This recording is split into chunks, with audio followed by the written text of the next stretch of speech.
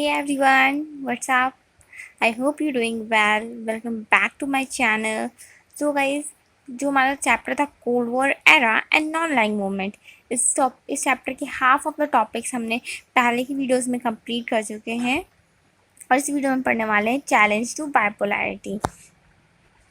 सो guys, जो हमारा bipolar world था मीन्स हमारे एक पोल पे तो यूएसए कर रहा था रूल, एक पोल पे यूएसएसआर। तो जो हमारा बायपोलर वर्ल्ड था गाइज, उसको क्या क्या चीज़ें थी, क्या क्या एलिमेंट्स थे जो इन दोनों सुपर पावर्स को अपनी पावर्स बढ़ाने से रोक रहे थे, इनके लिए क्या क्या चीज़ें चैलेंजेबल थी। ठीक है, तो फर्स्ट चीज़ हमने सुना था एक नेम ऑर्गेनाइजेशन के बारे में। नेम ऑर्गेनाइजेशन क्या भी? Non aligned movement. Okay, so non aligned movement एक ऐसी मूवमेंट थी, एक ऐसी ऑर्गेनाइजेशन थी जिसने न्यूली डिस्कोलोनाइज कंट्रीज, कहाँ की? एशिया की, अफ्रीका की और साउथ अमेरिका की कंट्रीज़ को अपनी तरफ अट्रैक्ट करा। इसने इन कॉन्टिनेंट्स की कंट्री को एक थर्ड ऑप्शन दिया यूएसए और यूएसएसआर में अलाइन न होने के। ठीक है, सो इस नेम एक काफ़ी इम्पॉर्टेंट ऑर्गेनाइजेशन बन गई थी इंटरनेशनल लेवल पे। बेसिकली नेम थी क्या? बेसिकली नेम के जो रूट्स थे वो 5 स्ट्रॉन्ग लीडर्स की फ्रेंडशिप पे बेस करते थे। अब ये 5 स्ट्रॉन्ग लीडर्स कौन कौन से थे, चलो देखते हैं।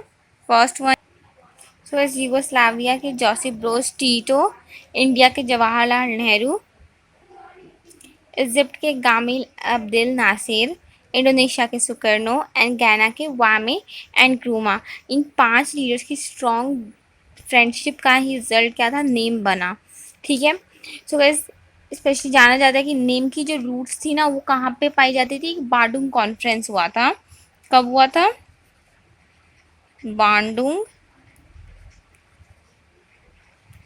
कॉन कब हुआ था? 1955 में। ओके, बांडुंग कॉन्फ्रेंस हमारा कब? बांडुंग कॉन्फ्रेंस हुई थी हमारी 1955 में। ऐसे कहा जाता है कि जो ये 5 लीडर्स है ना, Joseph Broz Tito, Jawaharlal Nehru, Gamal Abdel Nasser, Sukarno and Kwame Nkrumah, इनकी फ्रेंडशिप के अलावा जो नेम की रूट्स जो बेस करती थी वो किस में करती थी? बांडुंग कॉन्फ्रेंस में, जो कि 1955 में हुआ था। इसके बाद इसका अगले साल 1956 में हमारे 3 लीडर्स कौन कौन से? जो यूगोस्लाविया के जोसेफ ब्रोज टीटो, इंडिया के जवाहरलाल नेहरू एंड इजिप्ट के गामिल अब्देल नासिर, इन तीनों ने मीटिंग करी। कहाँ पर करी? ब्रियोनी ब्रियोनी आइलैंड है गाइस, ब्रियोनी आइलैंड। इस ब्रियोनी आइलैंड पर इन तीनों लीडर्स ने मीटिंग रखी है 1956 में। ठीक है, 1956 में 18 to 19 July, okay, 18 to 19 July 1956 को Joseph Broz Tito, Jawaharlal Nehru and Gamal Abdel Nasser ने ब्रिनोई आइलैंड पर मीटिंग रखी। अप्रॉक्स उन्होंने नेम की फॉर्मेशन के लिए ये मीटिंग रखी थी, जिसको स्ट्रॉन्ग सपोर्ट किसने करा?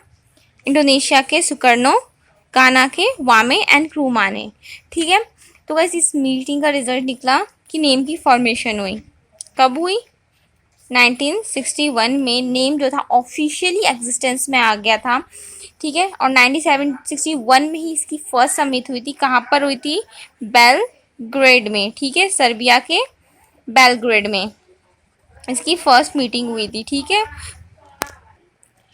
है, 1961 में बेलग्रेड, सर्बिया के बेलग्रेड में नेम की फर्स्ट समिट हुई थी और वहीं पे ये ऑफिशियली एग्जिस्टेंस में आया था। ठीक है गाइस, तो बेल नेम के ये फॉर्मेशन के कुछ फैक्टर्स थे कि ये किस कारण एग्जिस्टेंस में आया, क्या क्या चीज़ें हुई। तो इसका मेन सबसे 3 रीजंस थे, जिसके बारे में हम आगे पढ़ते हैं। Let's go. सो वह जो 3 फैक्टर्स थे जिसकी वजह से नेम की फॉर्मेशन हुई थी, नेम एग्जिस्टेंस में आया था, उनमें से पहला कारण ये था कि वर्ल्ड लेवल पे इन 5 कंट्रीज़ को अपनी कंडीशन, अपनी इश्यूज़ में सिमिलैरिटीज़ दिखी, जिनकी वजह से ये 5 एक दूसरे को कॉर्पोरेट करने लगी। ठीक है, सेकंड था कि कोल्ड वॉर का टेंशन बढ़ रहा था, अलायंस सिस्टम्स जो थे वो प्रेशर कर रहे थे कि आप हमारे साथ अलाइंग हो।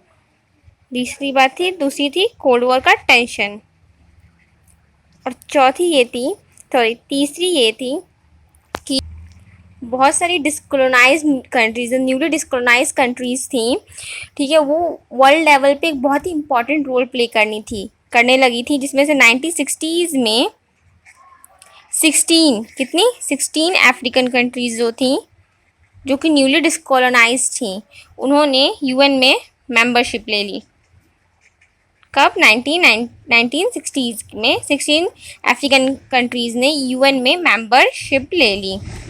ठीक है, तो ये 3 कारण थे नेम के एग्जिस्टेंस में आने के, नेम के फॉर्मेशन में आने के। ठीक है, इसके बाद गाइज ये हुआ कि विद इन अ पीरियड जो नेम था वो एक काफ़ी पॉपुलर इंटरनेशनल मूवमेंट बन गया था। काफ़ी पॉपुलर इंटरनेशनल मूवमेंट बन गया था। बहुत सारी न्यूली डिस्कोलोनाइज कंट्रीज़, कहाँ से? साउथ अफ्रीका से, साउथ अमेरिका से इसमें अलाइंड होने लगी, साउथ नेम के साथ जॉइंट होने लगी, जिसकी वजह से नेम को डिफाइन करना बहुत डिफ़िकल्ट हो गया था, क्योंकि नेम बना ही क्यों था कि वो अलायंस सिस्टम को नहीं फॉलो करता था। बट एक साइड से उसमें और सारी कंट्रीज़ यूएसए और यूएसएसआर के साथ न जाकर नेम के साथ जाती थी, जिसकी वजह से नेम को था डिफ़ाइन करना बहुत ही मुश्किल हो गया था।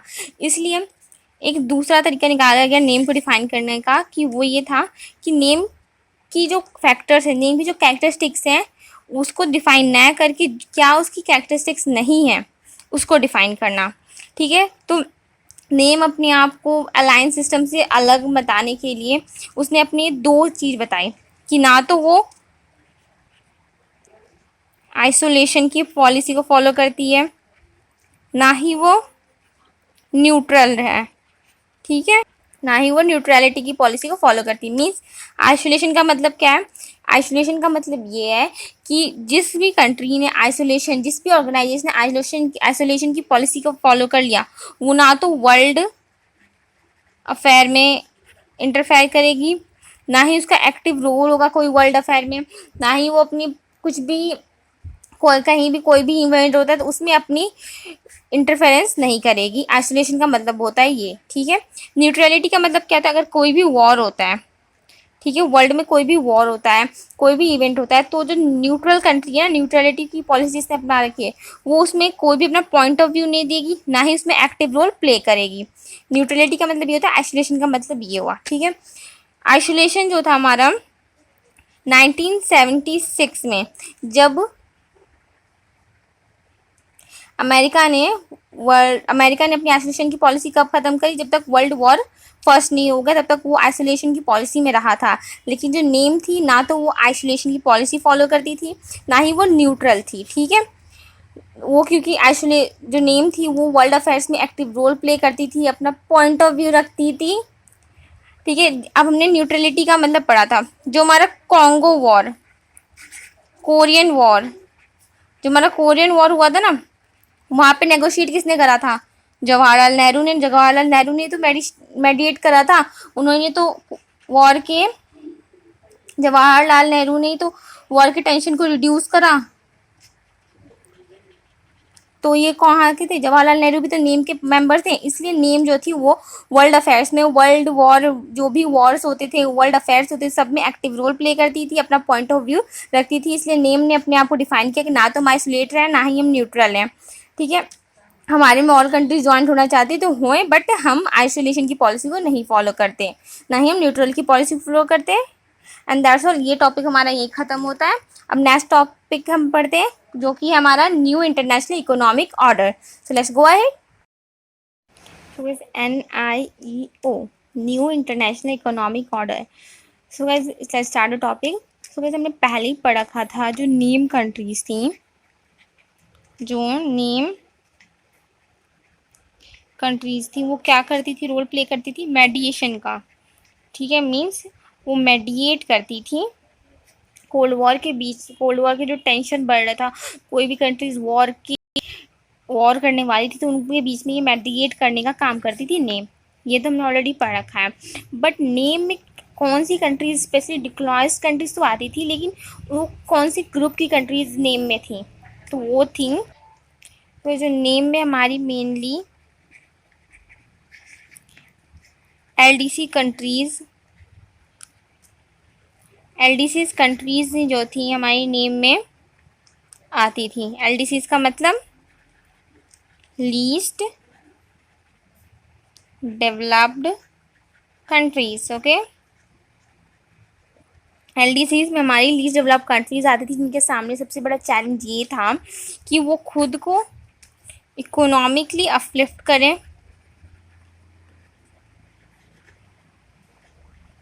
ठीक है, इकोनॉमिकली वो खुद को डेवलप्ड करें, अपने पीपल्स को ना पॉवर्टी से, अपने पीपल्स को पॉवर्टी से बाहर निकाले। ये इनके सामने सबसे बड़ी चैलेंजेस थी, ठीक है। अब ऐसा क्यों एलडीसी कंट्रीज क्यों इकोनॉमिकली डेवलप नहीं की, क्यों?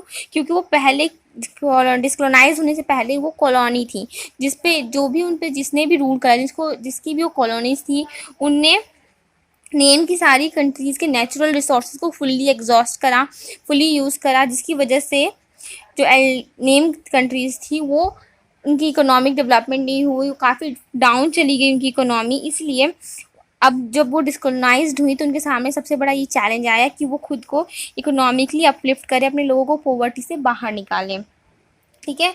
अब इकोनॉमिक डेवलपमेंट, उनकी न्यूली इंडिपेंडेंस, जो उन्होंने नेम कंट्रीज़ ने जो न्यू इंडिपेंडेंस पाई थी, उसके लिए उनको इकोनॉमिक डेवलपमेंट करना बहुत ज़रूरी था।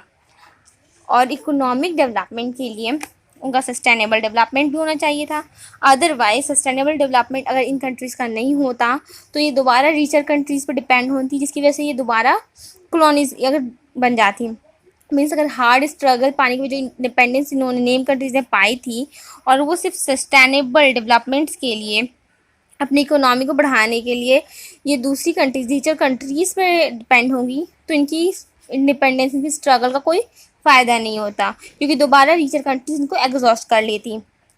तो इसलिए अब इस एरिया, इस चीज़ों से, इन प्रॉब्लम से, इन इशू से टैकल करने के लिए एक न्यू आइडिया का राइज हुआ, जो कि था हमारा NIEO, means new international economic order, ठीक है, जिसका मतलब था न्यू इंटरनेशनल इकोनॉमिक ऑर्डर। एक आइडिया आया जिसकी वजह से नेम कंट्रीज की इकोनॉमिक डेवलपमेंट किया, इनके इकोनॉमिकली इनको अपलिफ्ट किया जाएगा, इनको पॉवर्टी से बाहर निकाला जा सके। इसके लिए UNCTAD means United nation,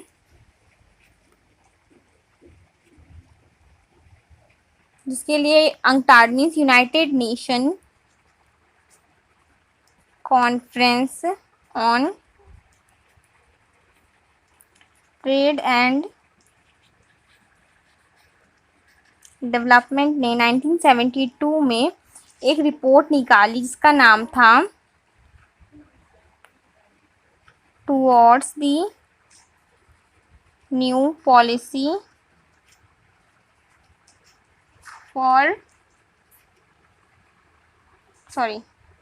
towards the new trade policy for development, जिसमें उन्होंने नेम कंट्रीज़ के डेवलपमेंट के लिए 4 रिफॉर्म्स दिए, ठीक है। कितने रिफॉर्म्स दिए? 4, जो जिनमें से पहला ये था कि जो LDC कंट्रीज़ हैं उनको अपने नेचुरल रिसोर्सेज पर फुल्ली कंट्रोल दे दिया जाए, अपने नेचुरल रिसोर्सेज पर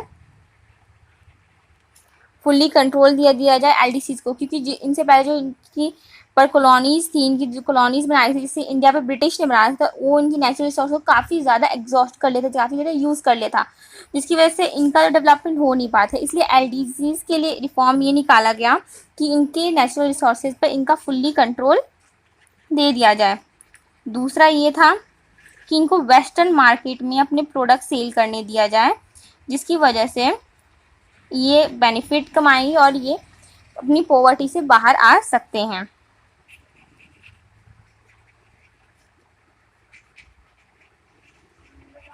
तीसरा ये निकला इसका। तीसरा ये था कि जो वेस्टर्न टेक्नोलॉजीज हैं, वेस्टर्न टेक्नोलॉजीज एलडीसीज को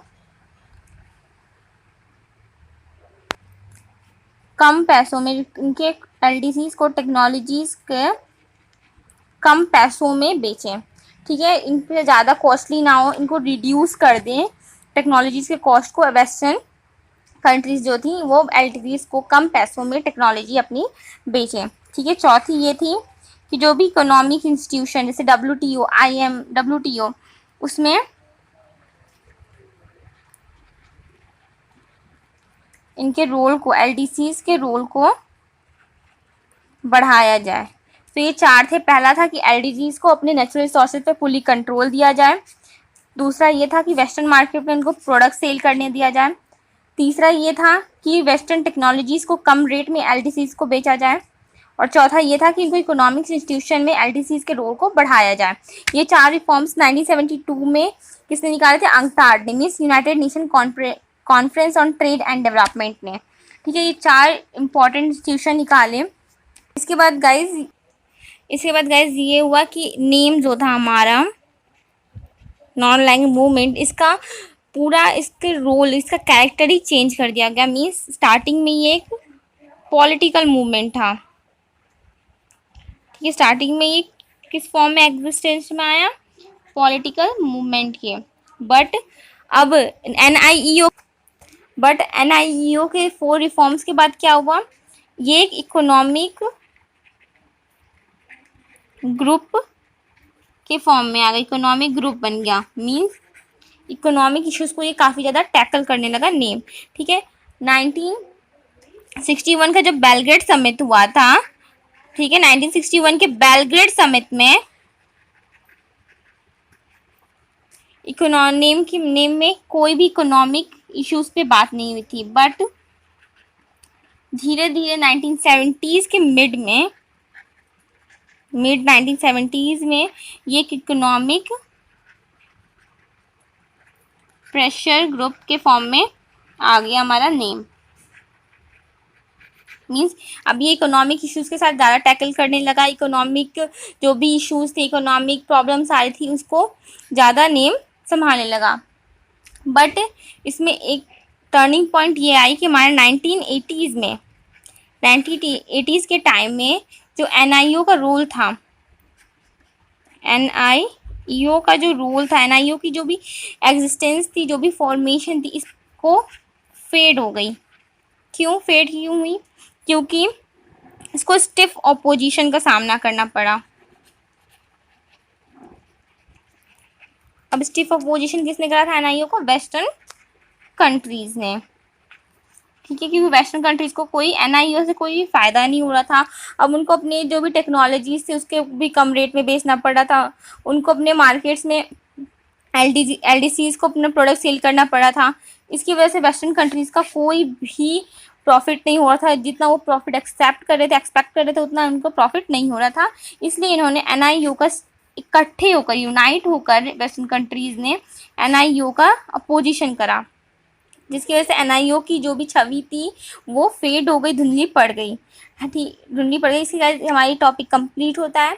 अब हम अपना नेक्स्ट टॉपिक पढ़ेंगे, इंडिया एंड द कोल्ड। तो इस वीडियो में इतना ही। अब इसका next topic India and the cold war and NAM के कुछ एक्स्ट्रा फैक्ट्स हम नेक्स्ट वीडियो में पढ़ेंगे, ठीक है। तब तक के लिए इतना ही। If you like the video then hit the like button, do subscribe and share it with your friends. Thank you. And yeah, if you guys want notes of this chapter then you go to my Insta ID where जहाँ पे मैंने इस chapter के notes already डाल दिए हैं, तो आप वहाँ से इसे चेक कर सकते हो, जिसका लिंक स्क्रीन पे दिख रहा होगा। Okay guys, thank you.